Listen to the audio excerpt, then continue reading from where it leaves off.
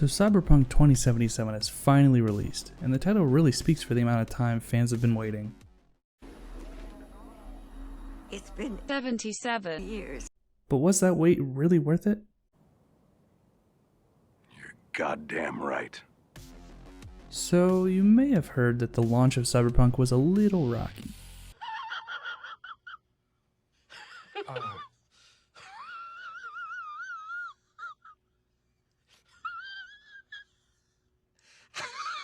But overall, I have severely enjoyed my time with the game. With over 100 hours of playtime, I have certainly ran into my fair share of crashes and glitches, but they really haven't hindered my enjoyment at all. With the strong storytelling that CD Projekt Red is so well known for, being front and center even amongst the low points, this game had me awestruck. Amazing dialogue between some of the most prominent characters was sprinkled around every corner, which is what I personally seek for in my RPGs. I mean, I want to be so immersed that I actually care about these people as if they were real.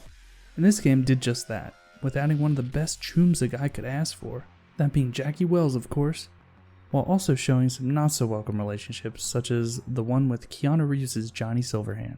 You really were able to see the conflict amongst the player and him, but as time goes on, you begin to tolerate one another and even develop that choom-like friendship, whether you liked it or not.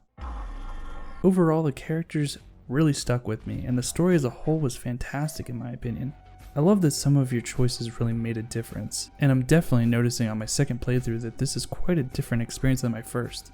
Now let's not forget about the world itself. This story was immersive, sure, but Night City was equally as mesmerizing. I don't want to simp too hard on this game, it's definitely not perfect. It could have used another year in the oven. We all know that. I mean, just look at the hundreds of videos complaining about the same stuff. But this has to be one of the most beautiful cities I've ever experienced in any game I've played. I find myself just wandering and exploring for hours. It really grasps that futuristic dystopia Blade Runner feel, and I love it. I was personally on the fence about this game the whole time as it was leading up to the launch, but I eventually gave into the hype and bought it on day one. Even though I did originally play it on PS4 Pro, and my experience was pretty lackluster performance-wise, I am still severely glad I did so, even with the many downfalls of the game, which I will get into later. This may be my game of the year, because I just can't seem to put it down. Except when I see this screen. You keep your contract.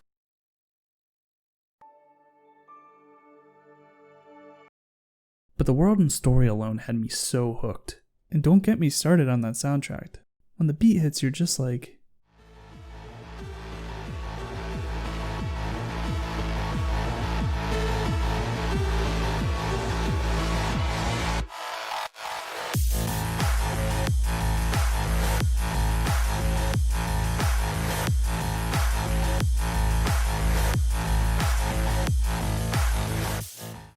Even though the world wasn't as immersive as Project Red originally said, with poor AI and police you can escape with the turn of a corner, I still found myself with my chin on the floor while just stopping to stare at some of the most beautiful landscapes and playing through the equally beautiful side missions that people beamlining the main story may never experience. Now another aspect of the game that I just can't get enough of is the combat and overall choice of playstyle. It's by no means the best first-person shooter, but you can choose to play the way you want, as any RPG should. This game really makes you feel like you can be part samurai, part cowboy. I ain't got lip, I got clean them dish with ding. Oh no, Sheriff. I love you, cowboy. Part super hacker.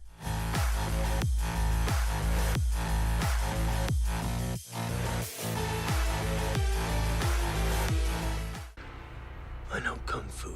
Part cyborg. Part detective. Listen up. We got ways to make you talk. Or mine. Yeah. So tell us what we want to know. Or even a mixture of them all. But some people may choose to go the stealthy route, hidden in the shadows, while people more like me are a little less patient and like to dive right into the heat of it. Or you can choose to be a futuristic netrunner and dispose of your enemies from a distance while using nothing but your technical superiority. But I feel like the game is intended to be a mixture of them all, and it does feel pretty damn epic when you are utilizing everything you have at your disposal. Along with utilizing your tech in combat, you also can use it to hack into computers or consoles to unlock doors, this being one of the few features you have along your journey through Night City. You can also craft new upgraded weapons while breaking down the hundreds of useless weapons you acquire along the way for those delicious crafting materials. Now for some of the bad. I feel a game set in the year 2077 should allow for a little more customization. I mean, you see people walking around almost entirely in cybernetics, making them essentially a cyborg teetering on full robot. Before our personal character, our customization is limited to some cyber face options and using the Ripper dock to give us cybernetic upgrades that mostly don't change your look at all. A few of the arm mods allow you to have a bit more of a cyborg look, but it's pretty insignificant. I do like the Ripper dock upgrades. That aspect is pretty cool on how you can further enhance your character, from providing double jump or a berserk mode or even slowing down time. It just adds a unique way to amp up your overall playstyle, but I just feel it was a bit underutilized. I know you don't see your character often, but you should be able to give yourself that look that you want with these new cybernetics being added to your body. And don't get me started on the genital customization. I think we all overhyped it a bit when we found out we could customize them. But come on, for Night City coming off as such a progressive world set in the year 2077, it's pretty vanilla. Especially with some of the romance options, but I won't get into that. Well, that hurt me so much I lost my stiffy. And now for the pièce de résistance, the moment we have all totally been waiting for. The glitches.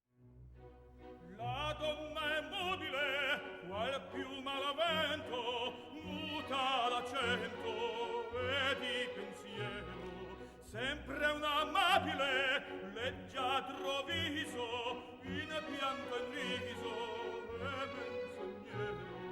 La donna è mobile, qua più maledetto, muta da cento, e di pensiero, e di pensiero.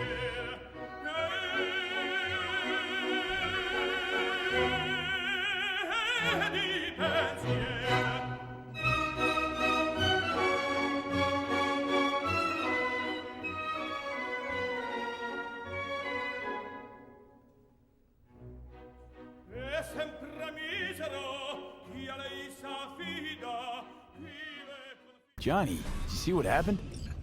Something feels off here. You don't say. I'm sure you have already seen a million videos complaining about the glitches. I mean, what did people expect? It's an open world RPG, and there were bound to be some. You were pretty naive to believe it would launch perfectly. I mean, I knew before I bought it would be a buggy mess, but that's kind of just something you expect with a game of this magnitude. But it was a little more than I initially anticipated.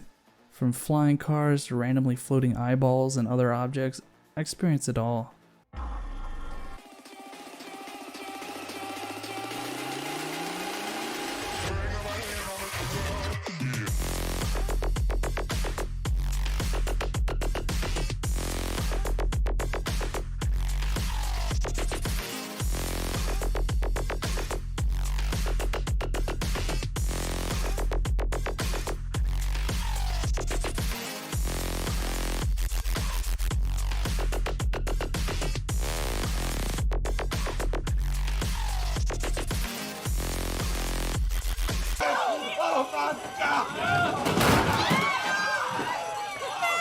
But the worst being during one of the most heartbreaking and important moments of the story, for me at least. I won't go into specific spoiler details, but let's just say a gun was sticking through the head of someone as they were dying. And while it was supposed to be a heartfelt moment, it was almost comical and unfortunately really turned my sad tears into tears of laughter. Now, with all that being said, as I stated before, overall I absolutely adored this game, even in its current state. But sadly there was some false advertising, and the game could have used another year of development. The higher-ups at CD Projekt wanted to rush a game out to the public that they knew wasn't ready. Daddy, chill.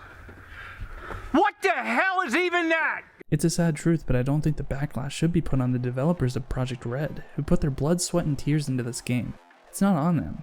They knew this game wasn't ready, and they wanted to continue working on it until it was.